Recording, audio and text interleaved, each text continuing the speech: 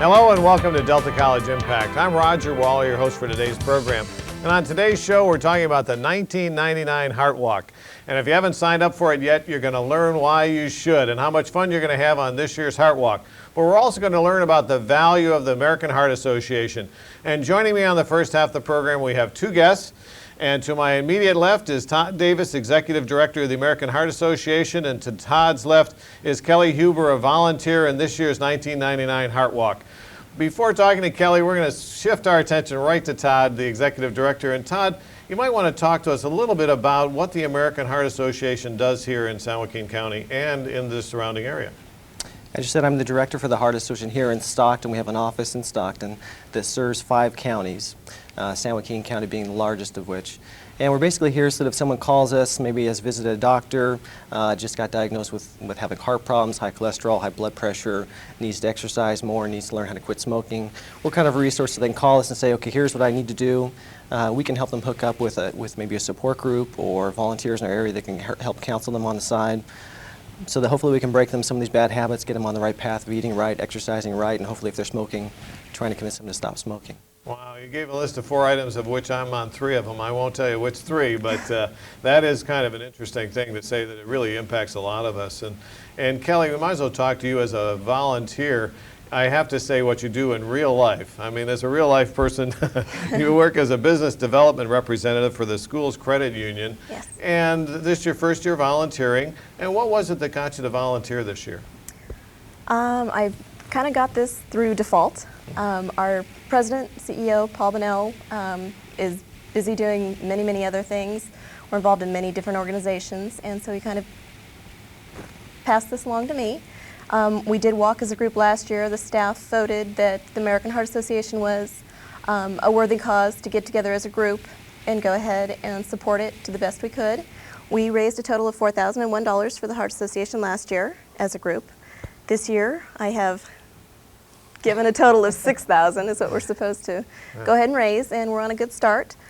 We do various things. We've got sponsors for each individual walker. We've done this year, we're going to allow the employees at the credit union to go ahead and wear jeans and tennis shoes for a price on their casual days on Fridays, along with their Heart Walk shirts that we've made up to go along for the walk. We also sell hearts in the credit union, $1 a piece, and we've sold about 200 already in the Stockton branch alone. We have branches in Lodi, Lathrop, and Tracy that are also doing the same thing and joining us for the walk here in town. Wow. I mean, I'm impressed. That's terrific. Now, Todd, obviously, Kelly is a terrific volunteer to get signed up on the team. How many companies get involved in the Heart Walk in our area? Right now we have over 80 companies signed up, Delta College being one, who Roger represents. And last year with the top team, raising almost $8,000, and Schools Credit Union coming in number 2. And I know this year they're going to... We only had 27 people, though. Uh-oh. So it sounds like we're going to really have have the challenge is on. The challenge is on. But about 85 companies in town, ranging anything from, not all companies I should say, some family teams. Some teams, like we have a team called Tom's Team.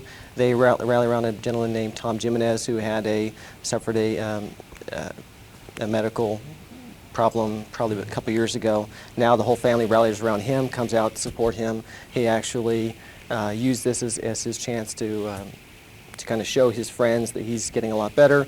He got out of his wheelchair and actually walked across the start line and finish line next year, which got everyone very excited with his progress. That is terrific. So it's not just companies, but it is teams of families, teams of friends, anyone that wants to come together to come and support us. And I know one of the things, Kelly, as you've joined this team for the first year, were you surprised at the number of people who were involved in it here in San Joaquin County and in our area in the Heart Walk? Yes, but there still needs to be more. You know, if each group can get together and do just a little part, it's going to increase the numbers by leaps and bounds.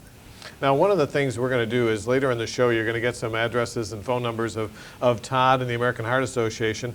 But Todd, you might walk me through that first initial step. Let's say a company or somebody at home is interested in getting involved.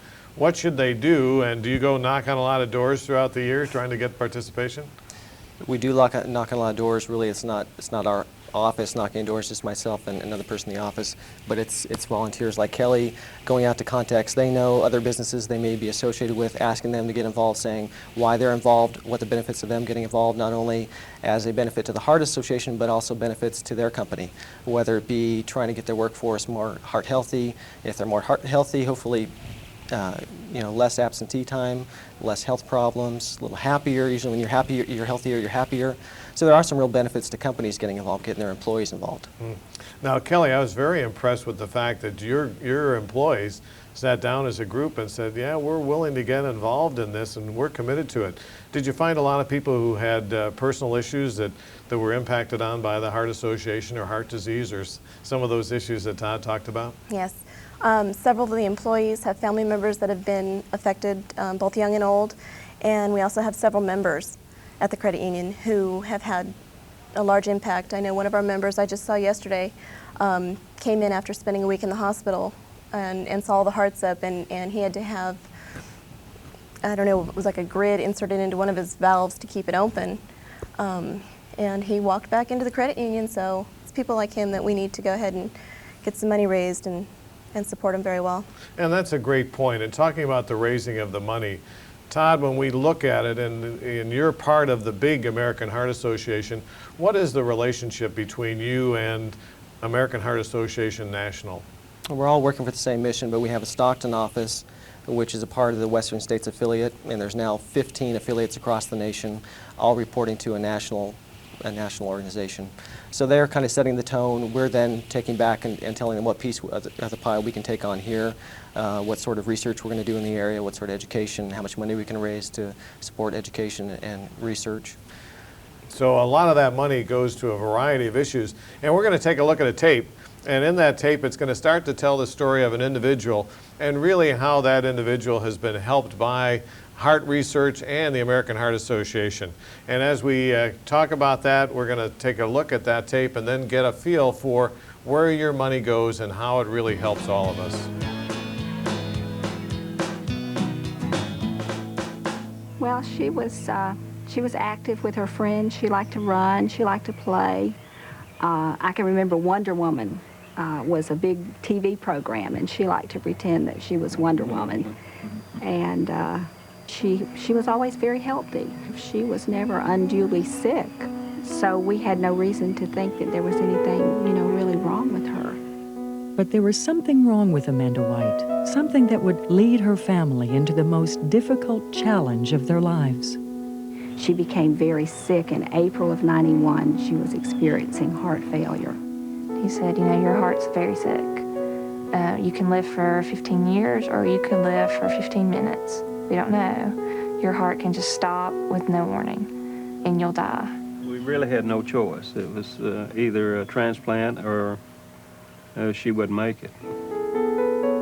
It was about 5:30 on Monday morning, September 16th, when they rolled her into surgery. It was like 3.5 hours, I guess, maybe 4, before we got any word at all. But then they called us midway, and they said they had the old heart out, the new one was good, and everything looked good. For the next 8 days, Amanda was monitored around the clock. On the 9th day, she left the hospital with a new heart. The best thing is that you weren't tired anymore, you weren't short of breath anymore, you didn't have chest pain when you walked down the hallway.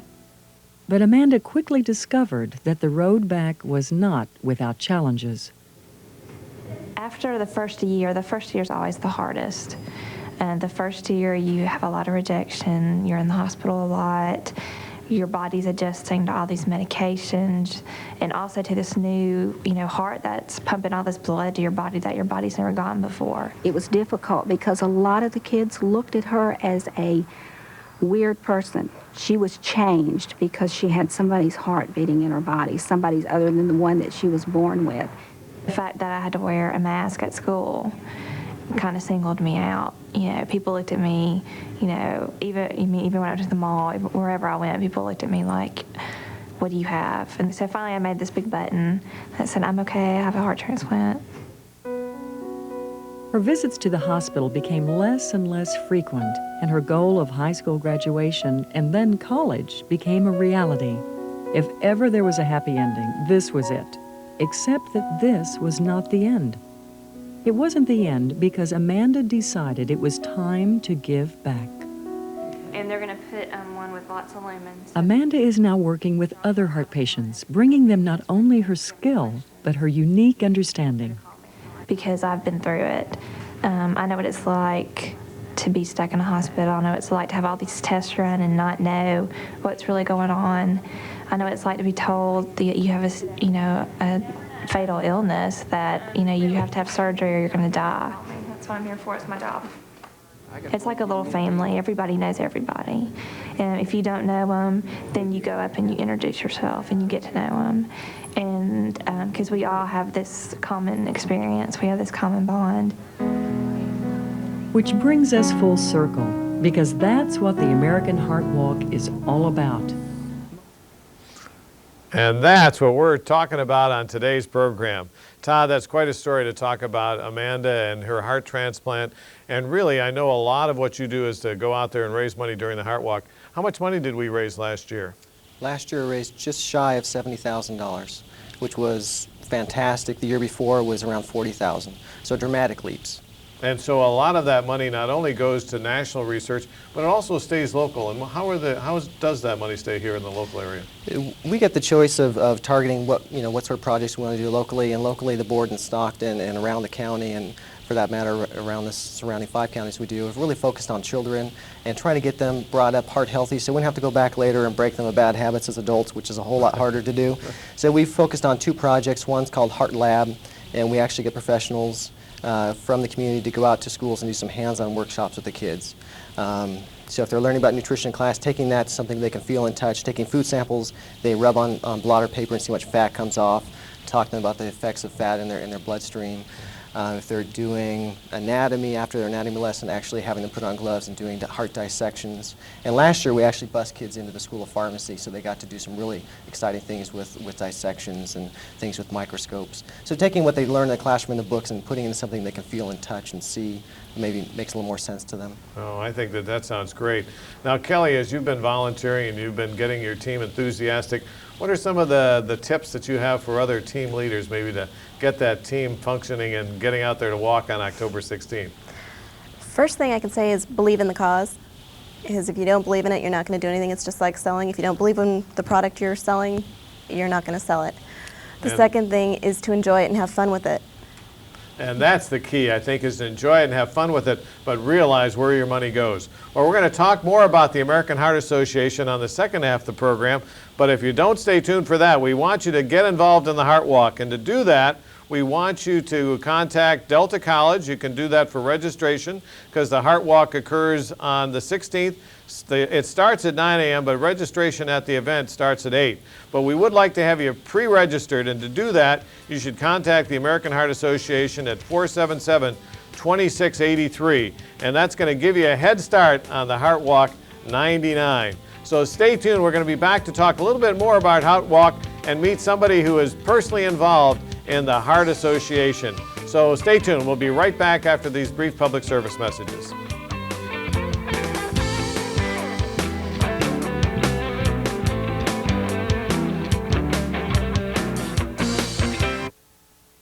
Amanda White is about to go for a walk with some friends. It's like a little family. Everybody knows everybody. Amanda is no ordinary young woman. I would have died in December of '91 without my transplant. Amanda is a heart transplant recipient. We all have this common bond. When you join the American Heart Walk, you'll not only be walking for people like Amanda White, thanks to American Heart Association research, you'll also be walking with them.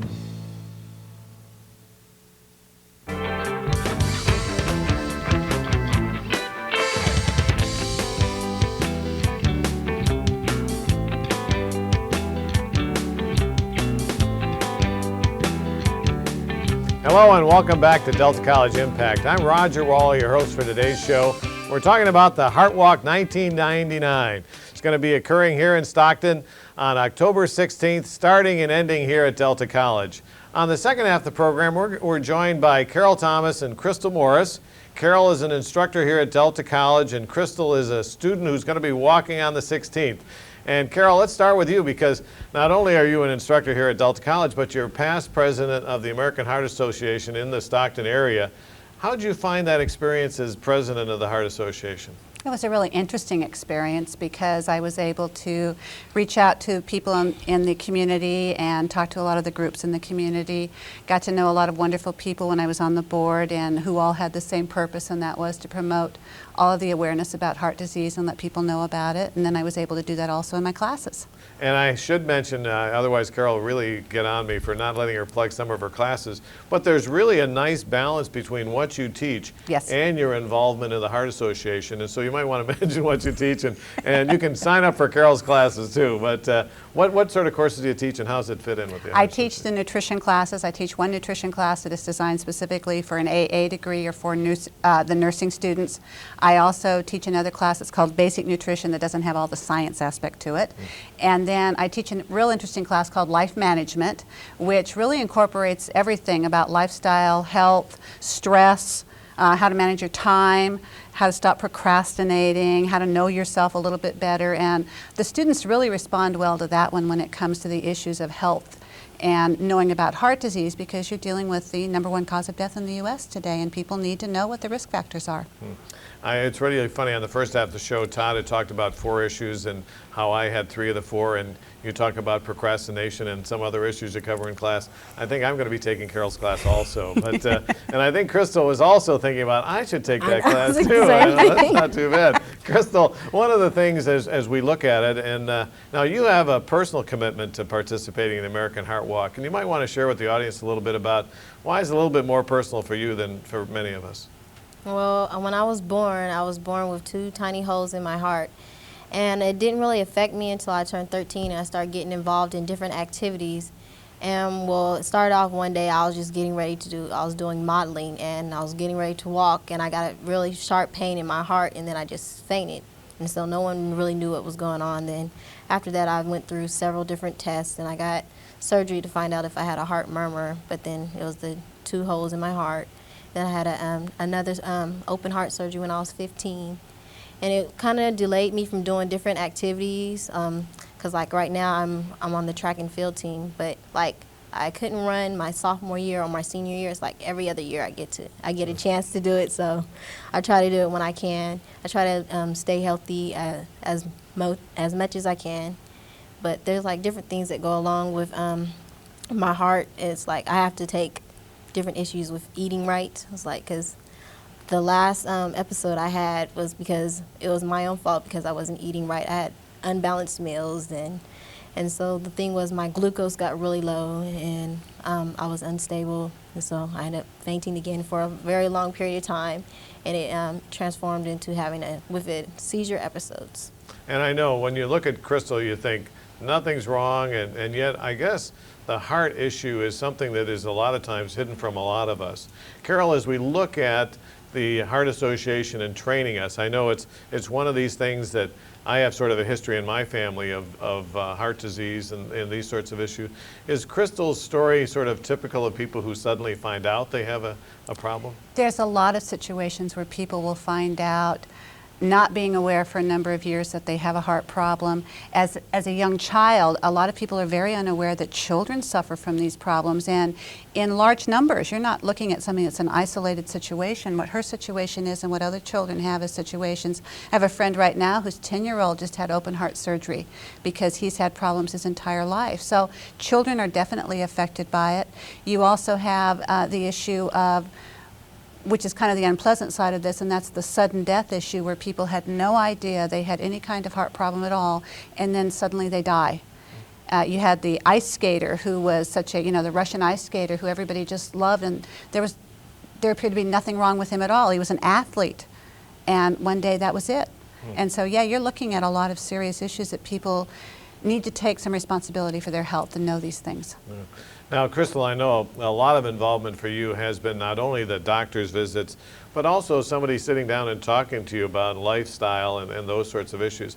Now, the great thing is the doctor didn't say don't run, right? I mean, the doctor is still supportive. My doctor really motivates me. She always tells me, I mean, you shouldn't let one thing put you down from doing anything that you want to try to do. It's like, because my mom, she was really worried, I don't think you should run track this year. It's going to be really hard, because a couple of times, even though I did run, I did faint a couple of times during the track season. So that really got her worried. But to me, I think it's what keeps me going, because it lets me know that, I mean, I'm normal like everyone else. I mean, I don't have to just sit back and let what I have just keep me as a disability, and I just sit at home and do anything. So. And I know, Carol, one of your keys is that we really want to get people to get involved and to learn about it. And here you start to look at how you can get involved, and that's the Heart Walk. Now, Carol, we have, at the end of the first half, we had a number for people to call. And at the end of this half, we're going to have another number for people to call to get involved in the Heart Walk. What happens when I call that number, and let's say I'm a company and I want to get a team together? What happens? Well, what will happen at that point is that you'll talk to Michelle or Todd, and they will tell you that they'll send you a form that you can go out and recruit people that you work with. And it's a real easy process because people are real enthusiastic about this. Today's a lot of fun. They raise money from their friends, they talk to people, and I have found it's very easy to get, to have people give money to you to do this. You then participate that day. As far as a team leader is concerned, the only thing you really need to do is contact a group of people. And I see that we do a lot of things they have on that day. We actually have a lot of fun because you're doing a variety of tests. And last year they had a massage person. Oh, I don't know if absolutely, we're going to have that again this year, but hey, I'm and looking good food. forward to that. A lot Healthy of food. Healthy food. A lot of great things. And so it's a full day that really involves a very leisurely walk. I mean, it's a great walk. Yeah, the walk is a lot of fun. It's not competitive, fortunately, and I don't have to worry about... And you can bring your animals because there's going to be a stop for pets this year. Oh, excellent. And we're going to take a look at the Heart Walk. We have some video. It's going to give you a little bit better idea as far as what the Heart Walk looks like and how much fun it is. And so we're going to take a look at that video right now.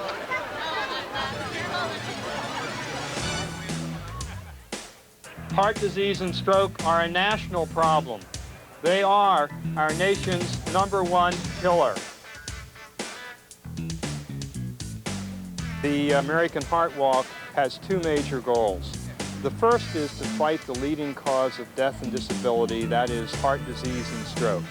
The second is to get people involved in learning about the right nutrition and the benefits of regular exercise. We're here today to have a lot of fun and to raise some money for a good cause. To help fight against heart disease. My dad's doing it, it's fun. You get to learn about your heart. Helping your body and your mind. Well, as you can see here today, this is like a big party. My first time warming up 1,000 people at once. My father just recovered from a quadruple bypass that he had in February, and I realized how little I knew about heart disease. Not only did I need to learn a lot, but I'm in a position where I can help other people learn, and that's a great position to be in.